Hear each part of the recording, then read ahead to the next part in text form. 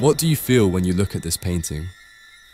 Do you feel fear, anguish, or perhaps you haven't realized just how terrifying this painting truly is? Imagine being in the middle of the sea, facing monumental waves that threaten to sink your ship, with the water rising higher and higher. The storm doesn't relent, and every passing minute feels like an eternity. The fear of falling into the water and being lost in its vastness is what drives these sailors to cling to life, rowing harder and harder, fueled by the faith that the sea will eventually calm its fury. Artists often have favorite themes they return to over and over, and for even Aivazovsky, his passion was the sea. This man painted water like no one else. His works revealed the majesty of the ocean to the world, along with the dangers faced by the brave souls who dared to navigate it. He is often called the painter of thalassophobia, as his paintings, while breathtaking, evoke an uncontrollable fear in some people. No one would want to find themselves in the situation these sailors are in.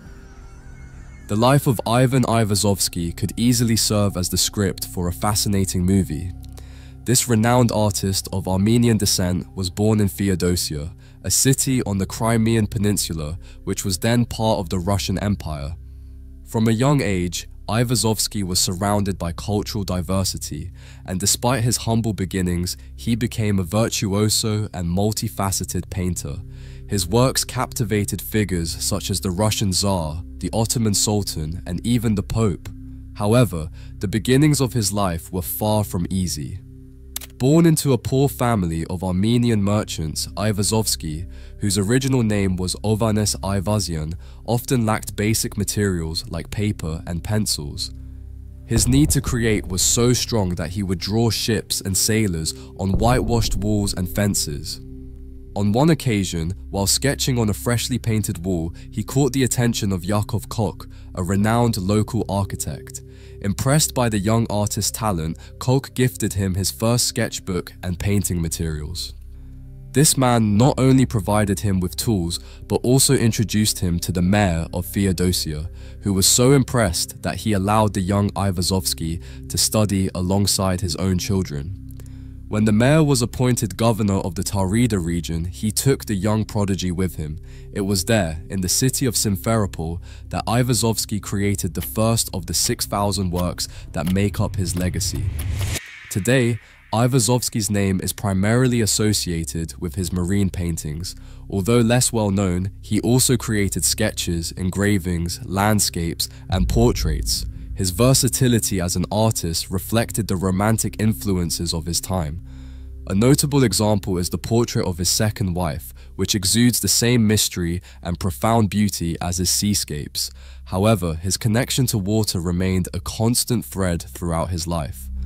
In 1833, he entered the Imperial Academy of Arts in St. Petersburg, where he honed his craft and deepened his love for the sea. Aivazovsky confessed that it was impossible to capture the full majesty of the ocean. This comment sparked an urban legend, claiming that the painter rarely looked directly at the sea, a statement that is partially true. Aivazovsky often recreated seascapes from memory, using his extraordinary imagination to capture even the smallest details. In 1835, he received a silver medal for a seascape that reflected the cold, damp atmosphere of the Baltic. By then, he had adopted the name Ivan Aivazovsky and fully embraced European Romanticism. Soon, his talent distinguished him as one of the most promising students at the academy. Although he enjoyed the vibrant cultural life of St. Petersburg, Aivazovsky constantly sought new experiences. Like many romantic artists, he yearned to capture the emotional intensity and volatility of nature. After graduating early, he was sent to document Oriental landscapes and the grandeur of the Russian Navy. As the official painter of the fleet, he depicted port cities and naval maneuvers, witnessing spectacles staged specifically for him, such as cannon fire in the mist. The movement and emotion of a world in constant flux became recurring themes in his work. In the review of the Black Sea Fleet, for example, he didn't focus on officers or ships, but on the interplay between light and water. His most famous painting, The Ninth Wave, reflects his fascination with human drama, portraying shipwreck survivors battling the waves against a backdrop of both hope and despair. In the Galata Tower by moonlight, he captured the sea's mysterious darkness, while Bay of Naples conveyed serene calm. When he finally visited Italy, he solidified his status as a prominent figure in European art. Even the Pope expressed interest in acquiring his painting Chaos, which Aivazovsky offered as a gift. Throughout his career, Aivazovsky experimented with techniques such as glazing, applying thin layers of color to create depth and luminosity. While this method gave his works a distinctive radiance, it also made them prone to deterioration over time.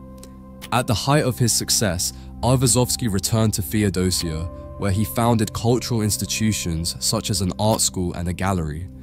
Even into his 80s, he continued to paint, always inspired by the sea. He died while working on his final piece, leaving behind a legacy of thousands of paintings and an eternal love for the ocean. But his paintings are not always as inspiring as they may seem. If you've paid attention to the details in his works, you might have noticed that his landscapes don't just capture the majesty of the waves or the beauty of the horizon. There is a noticeable shift between the early seascapes he created and those he painted in his later years. This change is no coincidence. When Aivazovsky became the official painter of the Russian Navy, he was exposed to harrowing experiences that left a profound mark on his life and, subtly, on his art. His missions took him not only to document naval maneuvers or port landscapes, but also to scenes of war and disaster. He personally witnessed the chaos of shipwrecks, battles at sea, and the devastating effects of unleashed nature. In some of his canvases, if you look closely, unsettling stories emerge. Ships consumed by waves, desperate figures clinging to life in the middle of the ocean, and floating shadows that might be human bodies. These scenes, though understated, reflect the horrors he encountered. Aivazovsky painted these tragedies with such mastery that they were almost imperceptible, as if he wanted to hide those memories within the layers of paint. Works like The Ninth Wave, which at first glance exude a sense of hope, also conceal a deeper narrative of human tragedy. The survivors, dwarfed by the vastness of the sea, seem to battle more than the waves. They struggle against resignation to death. In his later years, his paintings took on a darker tone, as though the weight of his experiences began to surface in his art. Each brushstroke seemed to speak of a struggle between the natural beauty of the ocean and the terror he witnessed in its depths. Is it possible that these experiences were too much for the painter? Perhaps the sea, which had always been his greatest source of inspiration, also became his greatest torment. Thank you for making it to the end of this video. As always, I want to remind you that we have a collection dedicated to this artist on our website, where you can find his best works to decorate your home. Shipping is completely free worldwide, so I invite you to check out the catalog and place your order. By purchasing through the website, you'll be supporting the channel, allowing us to continue creating videos like this one. You'll find a link in the description. Don't forget to subscribe so you won't miss 2 analyses like this every week. See you soon.